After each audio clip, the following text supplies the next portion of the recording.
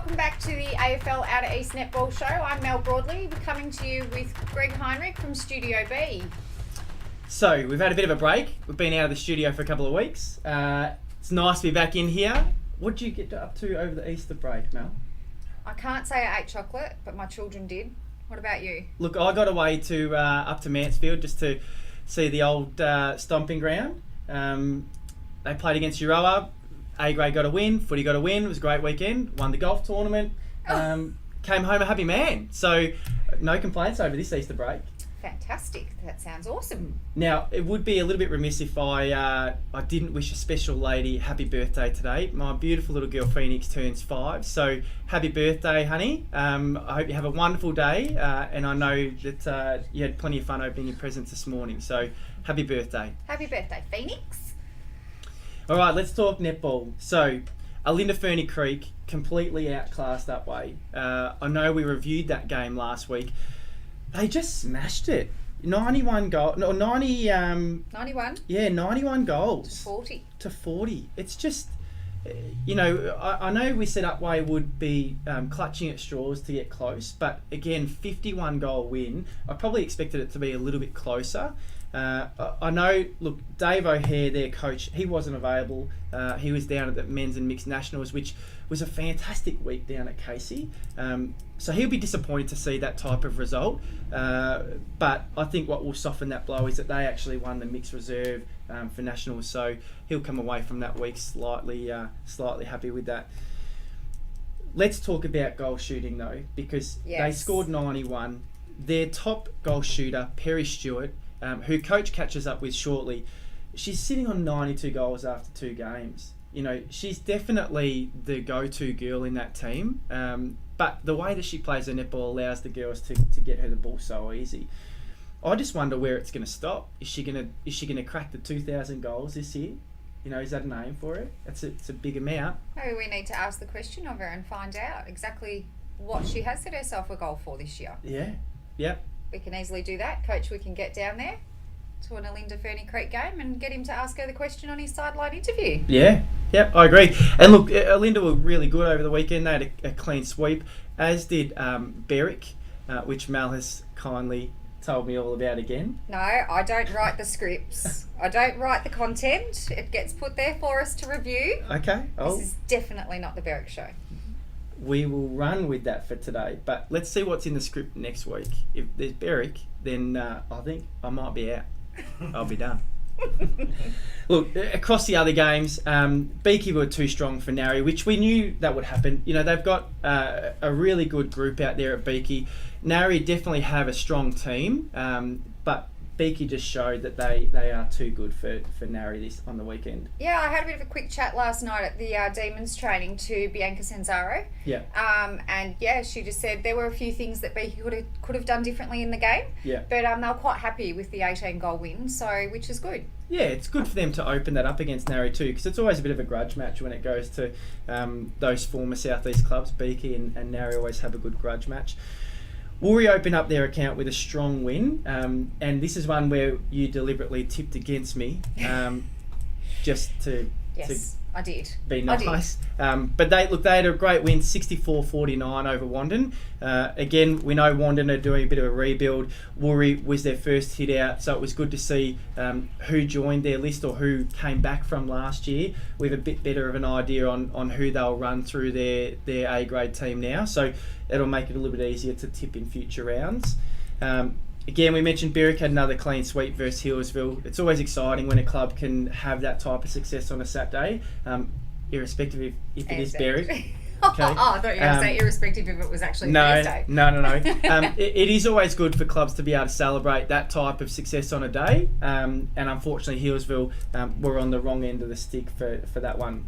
We've been on the wrong end of the stick though for a lot of years. So it's great to see the senior playing group band around each other, sit around, watch each other play. Yeah. and have that support. So it is. You're right. It's a very good thing. Yeah, and I think that's the one thing about footy netball too, is that we often forget the culture that it breeds. It's a bit different to association netball. Very different. Yeah, most of the time with association netball, the girls will go and play their game, but then they'll go home. Whereas footy netball, it's a tight knit community, and that's certainly what we love about it. Is that the younger age groups, they've got role models to look up to, and we'll talk about the junior athletes coming up soon. But when that sort of thing happens on a Saturday, it makes a family day out because everybody's up and about and everyone can enjoy that. Yeah, I mean, I don't mean to talk about Berwick, but obviously that's where I'm associated, and we had majority of the juniors watch. Yeah. We had the Anzac Day service as well in the middle of the ground after B grade's game, after the reserves, and you saw everybody, the crowd. It was full. It was good, and it was great to see the young girls stay around despite the weather. Yeah. I know it was quite cold on the weekend, but Thursday we had not a bad day. Yeah. And yeah, it is. They are the future of our clubs, so it's Got to look great. after them. Got to show them the way. That's it. Now, we spoke about Perry Stewart earlier. Coach has a chance to catch up with her on the weekend. He's loving getting out to the netball courts and getting to know the game, but also the players that play key roles within the competition. And he did learn a little bit more about Perry Stewart on the weekend, so let's see what he had to say. With me, I've got a very happy Perry Stewart, part of the leadership team of the Olinda Netball Club. Perry, you must be excited about the way you guys played, because what was the score in the end? 80 something to 40? 91 to 40, yep. Well, I was in the ballpark, so in the end it was an absolute belting. Yes. I think you might have a few teams shaking in their boots the way you guys are playing. Yeah, I think we don't. I don't know if we necessarily came out to make a statement, but we're playing the netball that we've always sort of played. We've just not really lost sort of any form over the summer. We've just kind of picked up where we left off at the end of last season, and we're doing pretty well. Pretty happy. So, what position do you play, Perry? Because you're nice and tall. You don't mind me saying that? I'm a goal shooter. I thought you'd be a goal shooter, but I couldn't remember because I was watching the game. I came in late and I watched the game, but you came off with a corky, is that I right? did. I got a nice cookie. Yep. What, did you just put your hand up and say, hey, that's it, I've had enough? Perry said, I've had enough, I'm walking off. Pretty much. So you're that much in the leadership group, you can do what you like? Yeah. Well, I don't want to injure myself too early on in the season, so take it a bit easy. Thanks, Coach, for that interview with Perry Stewart, which brings us to the Body First Health Group injury update, which we know Coach touched on with Perry, unfortunately getting a corky coming off in the last.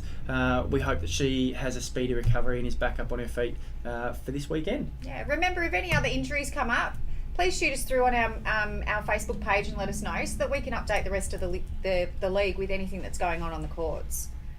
So we had another game on Anzac Day. I'll touch briefly on the Berwick show, as you call it. Yep.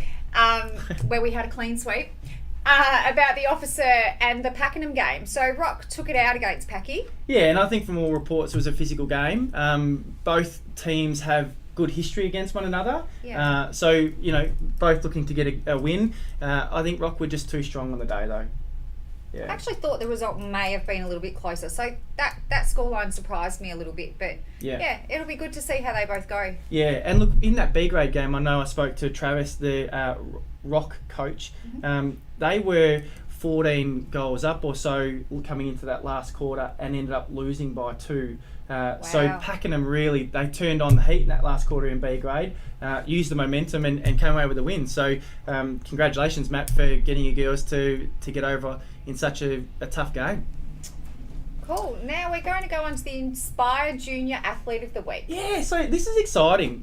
We love juniors. We know that they're the future of our league. And Inspire, we get an opportunity to work with a lot of junior athletes across the region. We're introducing this as a new segment, and it will be an Inspire Junior Athlete of the Week. So you may have Coach come out and visit you for a little interview, become a future star on the court, but also off the court. So keep your eyes peeled, and with that comes a special little gift from us here at Inspire to promote the development of juniors and just showcase the talent that we've got across the region. So who are you going to showcase this week, Greg? Look, I'm going to keep that quiet for today. I don't want to let that out of the bag because I think we'll get it done over the weekend coming to then introduce for next week's show. Nice. But I think the young girl that we choose will be pretty excited to get her face on camera and just let the world know how good she is at netball. Very good. That sounds great. Let's have a look at the under 17 blue scores though. We spoke about it last week. We want to have a look at the juniors coming through. The ladder currently looks Rock on top, Narre Warren second, Cranbourne, Berwick, Doveton and Hillsville round out the top 6. You guys got up with a good win against Hillsville, 40-8. Yes. Not too many worries in that game. Rock were too good for Packy, 32-15. Doveton had a win over Warby, 46-10. Cranbourne were too strong for Olinda. And look, we know Olinda are just introducing their juniors into the league this year. It'll be exciting to see where they go the next couple of years. This year might be a tough road for them. But I know that behind the scenes, the club are really keen to build on that junior program and make sure that they continue to develop strong juniors. Well, it's only going to be good for netball, isn't it? Yeah, exactly. And Narry win a tight hit out against Beaky, 36-30. So again, through their grades, I know they always have some tight hit outs. So that's a 17 blue for this week. We will look at showcasing some of the other junior divisions across each of the shows. If there is one that you want to see more of or want us to talk about, then please hit us up, like Mel said, on our Facebook page, and we will be sure to chat about it on the show. Okay, so we've got some upcoming games. The Premier League first, Olinda versus Hillsville. Yeah, look, I think this is one where Olinda might break the ton. Unfortunately, I think they... Really? Yeah, I just think they have too much firepower. Hillsville, tough against you guys on the weekend. I just think that they will go close to hitting the 100, which is unfortunate for the opponent, being Hillsville, but that's my prediction. Let's see how those results come back next week and see if they do hit the ton. Yeah. The next game is Beaconsfield versus Wandon. What do you think? I don't think you can go past Beaky this week. Yeah. We've played Wandon, and obviously we've played Beaconsfield before. Yeah. I honestly think that Beaconsfield... I'm actually looking forward to the Beaconsfield-Olinda game. Yeah. That's going to be a very interesting one to watch. Yeah, I think they'll be the top two at the end of the day. You know, they both play strong netball, and they'll be too strong for Wandon coming up. Narry Upway, it might be a close one. I think that will be a close one. I actually think Narry will get up in that game, but that will be one of the closer games for the round, I think. Yeah. Narry will be keen to come out and get a good win After on a the board. loss. Yeah, Absolutely, after we all two. know. Olinda. Oh, Linda round first. one. Well, I was thinking of the first win against Berwick, but Yeah. again. I'll go with Narry on that one also. The game for me is Woori Cranbourne. You know, we saw Woori for the first time on the weekend. We know they got some stars there. Cranbourne equally have some stars in Tara Cecil. Yeah. So, and a couple of the other young girls that are playing out of there. Look, I'm going to tip Woori as an upset. And I'm going to go with Cranbourne. Of course, I knew nothing else. Well, we're keeping a tally on our tips. Who's winning? Only this week you are by one. Not by one. Just one. I'm not very competitive either, so... No, not at all. We won't mention it each week, especially if I start to go on the downslide. Now, this week, Berwick have the bye. A and B grade won't be playing. However, we will be getting down to the Berwick Springs at Sweeney Reserve to see the C and D grade teams take each other on. So that should be good. And the juniors will be playing also. Yeah, look, and the match of the day for Div 1 is Belgrave versus Warburton. You know, Belgrave sit top of the ladder. Warby had a really strong win against Doveton. I actually think it'll be a great game to watch. So if you're wondering where to go and you're not following a team, then I'd definitely get down to that one. I am going to tip Belgrave for that though. I think that they will get up over Warby, even though Warby had a strong win on the weekend. I'm going to go against you and go for Warby. Of course. That might be the upset. Is there any other way? No, of course not. The one I'm keen to watch though is Div 2, Yay versus Yarra Junction. Yay last year's premiers. They had a big win against Kinglake on the weekend, and Yarra Junction have had two really strong wins in the first couple of rounds. So I think they, again, like Olinda and Beaky in Prem, I think Yay and Yarra Junction will be the ones to look for at the end of the year. I still think Yay will get up. You know, I still think that they have the game to win. They had Petra Keogh fill in on the weekend, who played at Belgrave last year. So just wondering whether we'll see more of her in the Yay Tigers dress, or whether it was just a one-off. I'm going to go with Yay as well. Oh, thanks. I really appreciate when you support my tips. Okay, so in terms of where we go to from here, there was one other one that I thought might be worth mentioning, and that was Steph Popolou from Monbulk. We know her history is really deep with the Suncorp, Queensland Firebirds, Adelaide Thunderbirds, Melbourne Vixens. She's been A&L Vic Fury captain. when I spoke to her at the start of the year about possibly playing interleague, she wasn't going to play. Her mum was at Nationals because she coaches the Victorian Open team, so wasn't available to be there. So Steph stepped up. That's hard to say quickly. Took the reins, but also put on a dress for the weekend. So Steph, I've got a bone to pick with you. Will we see more of her, do you reckon? Well, I hope so.